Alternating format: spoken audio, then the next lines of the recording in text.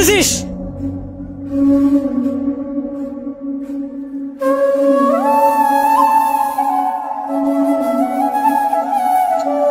এই নামছিস তুই? তুই বাসার নিচে নাম, আরো নিয়ে আমি আসতেছি। হ্যাঁ, আমি তো বাসার সামনেই আছি।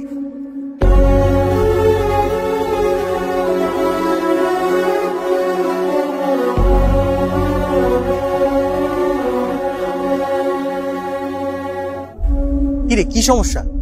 কি সমস্যা? আজকে মেরাজ দড়ি নিয়ে সুইসাইড করার জন্য অ্যাটেম্প্ট নিছিল। ভাগ্যিস আমি ওরা দেখে ফেলছি, না দেখলে হয়তো।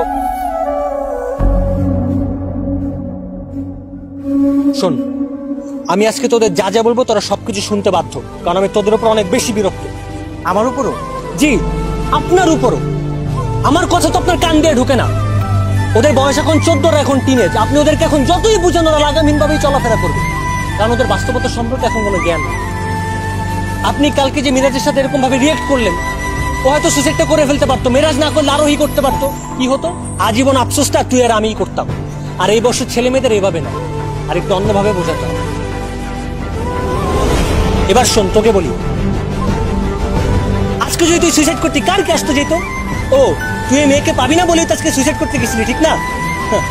আজকে যদি তুই মারা যেত, ওই মেয়েটা বড় জোর তোর জন্য 3 মাস কান্নাকাটি করতো, তারপর ওর লাইফে তোর মধ্যে একটা ছেলে আসতো সান্ত্বনা দেওয়ার জন্য।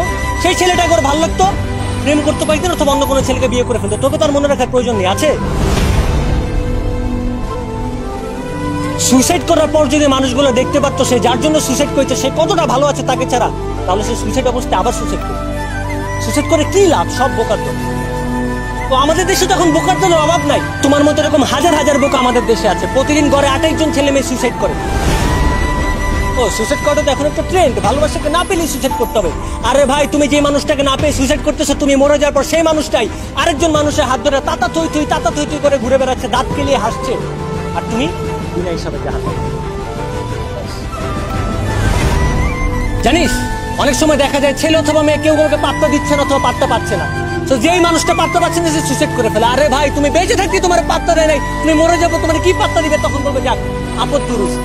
এই জন্য বলি, লাইফে এমন সাকসেস আনো যেন সেই ছেলে অথবা মেয়ে তোমাকে না পেয়ে আফসোস করে, অথবা সাকসেস এনে তাকে বিয়ে করে ফেলে।